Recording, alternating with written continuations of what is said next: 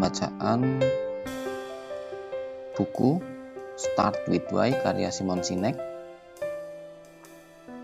Masih bagian pertama, subbab kedua. Kali ini kita akan membahas tentang harga yang kita bayar untuk uang yang kita hasilkan. Oh ya, bagi teman-teman yang belum subscribe, sekedar mengingatkan, silahkan dukung channel ini dengan cara subscribe, like, dan komen, serta di-share jika memang channel ini bermanfaat. Oke, langsung aja kita lanjutkan. Harga yang kita bayar untuk uang yang kita hasilkan. Saya tidak bisa membantah bahwa manipulasi itu ampuh. Setiap metodenya memang membantu memengaruhi perilaku dan bisa membantu perusahaan untuk menjadi cukup sukses. Tetapi, ada harga yang harus dibayar untuk semua itu. Tidak satupun metode manipulasi yang menumbuhkan kesetiaan. Dengan berjalannya waktu, harga yang harus dibayar itu semakin tinggi. Sementara imbalannya hanya berjangka pendek. Dan semua metode itu meningkatkan kadar stres pada pembeli maupun penjual. Jika kita benar-benar berkantong tebal atau kita hanya mengejar imbalan jangka pendek tanpa memikirkan jangka panjang, maka strategi dan taktik ini akan sempurna. Di luar dunia bisnis, manipulasi adalah norma yang umum di dunia politik masa kini. Sama seperti manipulasi dapat mendorong penjualan, tetapi tidak menciptakan kesetiaan. Manipulasi juga dapat membantu seorang calon untuk terpilih, tetapi tidak menciptakan landasan bagi kepemimpinan. Kepemimpinan membutuhkan orang-orang yang setia dalam suka dan duka. Kepemimpinan adalah kemampuan untuk menggalang orang bukan hanya untuk satu peristiwa, tetapi untuk bertahun-tahun.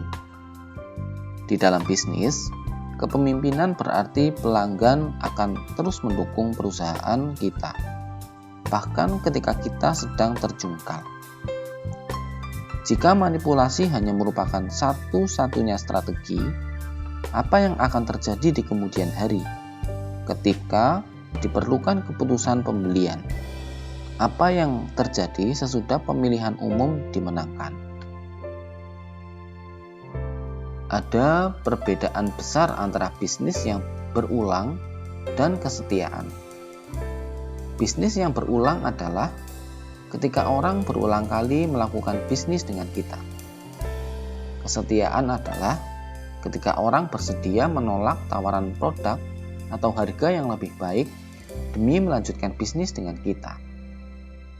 Seringkali pelanggan yang setia bahkan tidak mau tahu tentang pesaing atau pilihan yang lain. Kesetiaan tidak mudah didapatkan. Tetapi, bisnis yang berulang lebih mudah didapatkan.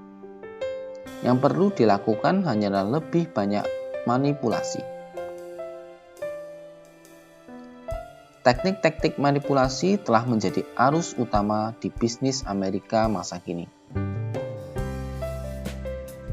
Sedemikian rupa sehingga nyaris mustahil untuk menyingkirkan kebiasaan ini. Seperti semua jenis kecanduan, dorongan yang ada bukanlah untuk lepas dari bahan candu, tetapi menemukan bahan candu berikutnya dengan lebih cepat dan lebih sering. Dan walaupun kenikmatan jangka pendeknya terasa sangat enak, kenikmatan ini berdampak buruk bagi kesehatan jangka panjang suatu organisasi. Karena kecanduan pada hasil jangka pendek, sebagian besar bisnis masa kini telah menjadi serangkaian kenikmatan dari perbaikan cepat singkat. Taktik-taktik jangka pendek ini telah menjadi begitu canggih Sehingga sekarang ini telah berkembang suatu ekonomi yang khusus untuk melayani manipulasi, lengkap dengan angka, statistik, dan ilmu pengetahuan yang semu.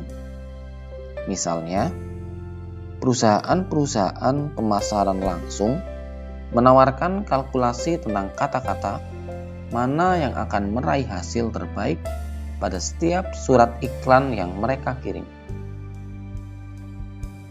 Mereka yang mengirim surat iklan potongan harga mengetahui dengan baik bahwa teknik menawarkan imbalan akan ampuh, dan mereka juga tahu bahwa semakin besar potongan harga yang ditawarkan akan semakin ampuh teknik itu. Mereka juga mengetahui biaya yang menyertai potongan harga itu. Agar bisa menghasilkan laba, pabrikan mengandalkan jumlah brick cake dan slip cake yang diupayakan tetap berada di atas ambang tertentu. Persis seperti pecandu narkoba yang perilakunya diperkuat oleh kenikmatan jangka pendek. Godaan untuk semakin mempersulit persyaratan guna mendapatkan potongan harga bisa terasa sangat membebani bagi beberapa orang. Samsung, raksasa elektronik, menguasai seni dan huruf-huruf yang dicetak dengan sangat kecil, yang menjadikan teknik penawaran potongan harga sangat menguntungkan bagi perusahaan itu.